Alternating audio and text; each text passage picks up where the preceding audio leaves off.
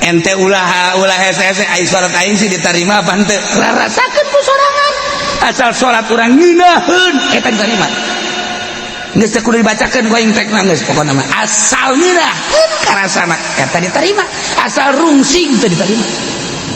aing salat ongko rungsing ongko salat teh rungsing heran aing mah tah eta nu geus kitu ngaranna teu diterima salatna komo ciri ke mana? Tungguan aing kain sholat itu Allah tewas setes cepet amat campingkan gue sholat itu diterima yang itu mana? Saya dek nungguan sholat aing tungguan namun teka aing nyusul baik aing sholatna aing biasana tenang cek anu ngadaguan coba aing nyaho ketenangan sia aing tungguan ku aing menang 3 menit kan sia tenang sih 3 menit rungsing aing tadi terima tak salat asal rungsing terima salat bahkan karasa kehadiran Allah teh nikmat lamun karasa kehadiran Allah emang hayang cepet moal